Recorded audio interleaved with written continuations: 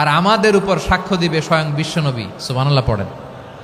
তাহলে আমাদের নবী নবীদের উপরও সাক্ষী, আমাদের উপরও সাক্ষী।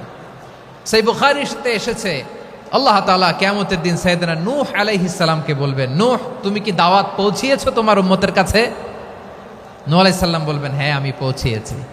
এবার নূহের উম্মতকে আল্লাহ জিজ্ঞেস করবেন, এ নূহের উম্মতেরা, তোমাদের নবী নূহ কি দাওয়াত পৌঁছিয়েছে? নূহের উম্মত বলবে, না আল্লাহ, আমাদের কাছে কোনো সতর্ককারী আসে নাই, কোনো নবী টবি আসে নাই, কোনো দাওয়াতও আমরা পাই নাই, আপনারাও চিনি নাই, জান্নাতও চিনি নাই, জাহান্নামও চিনি নাই। নূহ আলাইহিস সালাম বিপদে পড়ে যাবেন। তখন আল্লাহ বলবেন, নূহ তুমি বললা পৌঁছিয়েছো, তোমার উম্মত বলে কিছু পায় নাই।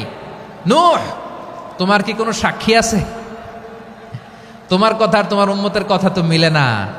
তুমি বললা তুমি আমার নির্দেশনা দাওয়াত পৌঁছে দিয়েছো, কিন্তু তোমার উম্মত বলে পায় নাই। নূহ তোমার পক্ষে কোনো সাক্ষী আছে? নূহ আলাইহিস সালাম বলবেন আছে। কে? উম্মতে মুহাম্মাদি। তখন আমরা বলবো, আল্লাহ নবী নূহ আলাইহিস সালাম তিনি আপনি যা যা বলেছেন ঠিক তা তার উম্মতের কাছে পৌঁছে দিয়েছে। এবার নূহের উম্মতের সাথে আমাদের ঝগড়া লাগবে। তারা বলবে, তোমরা আসছো আমাদের হাজার হাজার বছর পরে, তোমরা কি করে জানলা? তোমাদের সাক্ষী ধর্তব্য হবে না। আমরা তখন বলবো, আমাদের কোরআনে তোমাদের নবীর নামে আল্লাহ তাআলা একটা সূরা নাজিল করেছেন, সূরাতে নূহ। আওয়াজ করে পড়েন আল্লাহু আকবার। আমরা বলবো, আমাদের কোরআনে তোমাদের নবীর কথা আল্লাহ আমাদেরকে জানিয়েছেন, দিন রাত এক করে তোমাদের কাছে তিনি দাওয়াত পৌঁছেছেন। তোমরা কানের মধ্যে হাত দিয়ে রাখতা, চেহারাটা কাপড় দিয়ে ঢেকে রাখতা, আল্লাহর নবী নূহকে পিটিয়ে ছালা দিয়ে পেঁচিয়ে তোমরা পাহাড়ে তুলে রেখে আসতা। সব আমরা জানি। আমরা যখন বলবো এই কথা, নূহের উম্মত চুপসে যাবে।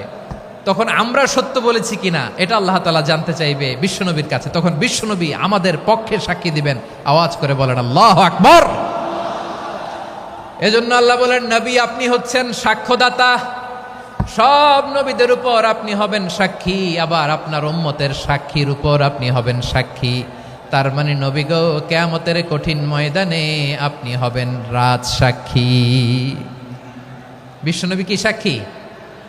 আওয়াজ করে বলেন, রাজ সাক্ষী, সব সাক্ষীর বড় সাক্ষী। এজন্য বিশ্বনবীকে আল্লাহ তাআলা প্রথম যে বৈশিষ্ট্যটা দিয়েছেন সেটা হচ্ছেন শাহিদ। তিনি সাক্ষ্যদাতা, witness for all messenger of God and for all of us. সুবহানাল্লাহ পড়েন। তাহলে এক নম্বর বৈশিষ্ট্য বুঝতে পেরেছেন? বুঝতে পেরেছেন সবাই? মাশাআল্লাহ। তাহলে আল্লাহ তাআলা বিশ্বনবীর 5টি বৈশিষ্ট্যের কথা বলেছেন। একটি বৈশিষ্ট্যের ব্যাপারে আমরা জানলাম, তিনি হচ্ছেন শাহিদ, সাক্ষ্যদাতা, সবার উপরে সাক্ষ্যদাতা। 2 নম্বর বৈশিষ্ট্য হচ্ছে মুবাশশিরা, তিনি সুসংবাদদাতা। সিলেটবাসী আওয়াজ করে আমার সাথে বলো, মুবাশশিরা মানে সুসংবাদদাতা। তিনি আল্লাহর রহমতের সুসংবাদ দেন, তিনি জান্নাতের সুসংবাদ দেন। এই উম্মতের মধ্য থেকে যারা গাফেল, যারা অবাধ্য, যারা সীমালঙ্ঘনকারী, তাদেরকে বিশ্বনবী আল্লাহর রহমতের সুসংবাদ দেন। তিনি বুঝান আল্লাহর দরবার 24/7, 24 ঘন্টা খোলা। আপনি যত বড় পাপী হন, আপনি যতই অন্যায় করেন না কেন, আল্লাহর রহমতের দরিয়া, আল্লাহর রহমতের দরজা আপনার জন্য খোলা আছে না নেই? জায়নামাজটা বিছিয়ে দেন, চোখের পানি ছেড়ে দেন, 2 রাকাত নামাজ পড়ে সেজদায় লুটিয়ে পড়ে কাঁদেন। যত গুনাহ আপনার হোক না কেন, আপনার গুনাহ মাফ করে কবুল করে নিবে কে? যারা প্র্যাকটিসিং, যারা ইমানদার, তাদেরকে বিশ্বনবী জান্নাতের সুসংবাদ দেন। আওয়াজ করে পড়েন সুবহানাল্লাহ। এজন্য রব্বুল আলামিন বিশ্বনবীর পরিচয় অন্য আয়াতে এভাবে তুলে ধরেন, ওয়ামা আরসালনাকা ইল্লা কাফাতান লিন-নাসি বাশীরাও ওয়া নাযীরা। নবী হে, আমি গোটা জগৎবাসীর জন্য আপনাকে সুসংবাদদাতা এবং সতর্ককারী করে জমিনে প্রেরণ করেছি। মুবাশশিরাম বিল জান্নাত, তিনি জান্নাতের সুসংবাদ দেন, তিনি আশা জাগান। নবীর কথা শুনলে মানুষ বুকে আশা ফিরে পায়। আমার নবী কাউকে হতাশ করেন না। হতাশা বিশ্বনবীর ডিকশনারিতে নাই। তিনি মানুষকে আশাবাদী করে তোলেন।